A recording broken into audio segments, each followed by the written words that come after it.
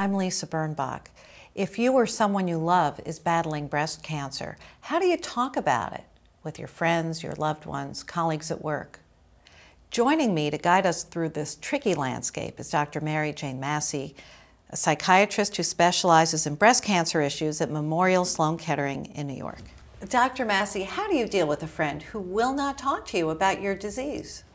I think that's heartbreaking when that occurs. I think the woman who has breast cancer needs the support she can get from the people who really love her. But I think most women understand that when people walk away from us when we're sick, it probably says something about how much difficulty our friend is having knowing what to say to us.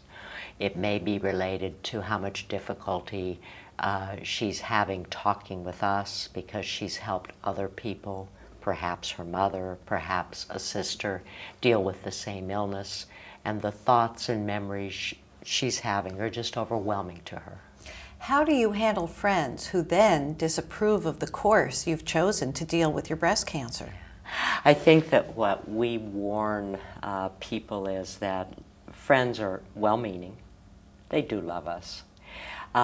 But they're probably not as well informed about treatment options as we are once we've had a chance to talk with our doctors.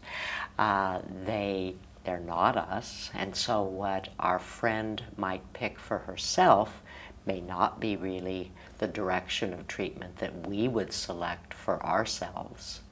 I think our friends who bring books, who bring articles, who want us to see other doctors at different facilities, they mean very, very well. But I think that we have to select our own treatment team. We have to find people we're comfortable working with. We have to find people who we feel are giving us information that is most useful to us. And we really must make our own decision.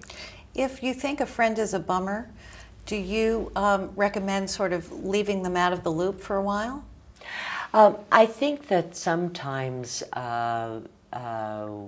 when we're ill or when we're not ill, that we make decisions about advice that we want to hear. And yes, I think if a friend is consistently not helpful, that it's perfectly fine when we're sick to let that relationship rest a little bit.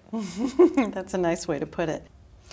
But I guess with kids, you want to protect them from being too terrified about the outcome and mommy's still going to be around and mommy's not going to die from this disease.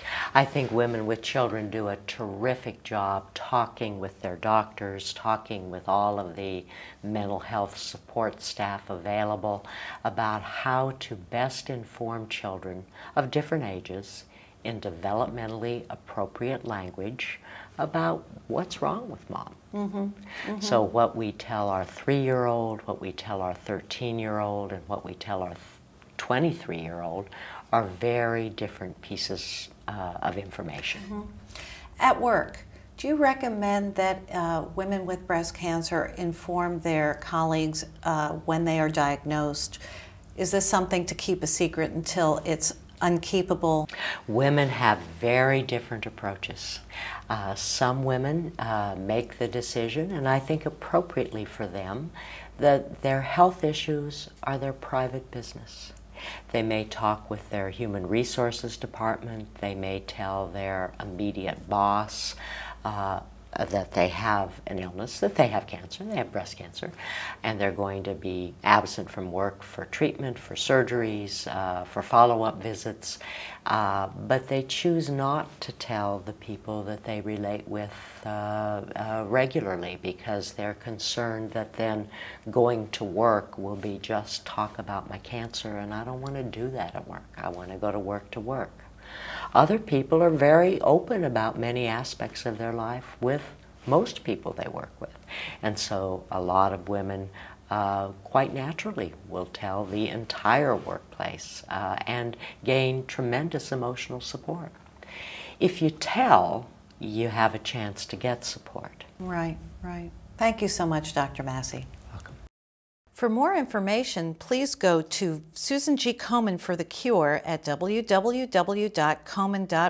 or call the Komen for the Cure helpline at 1-800-I'm-AWARE. I'm Lisa Birnbach.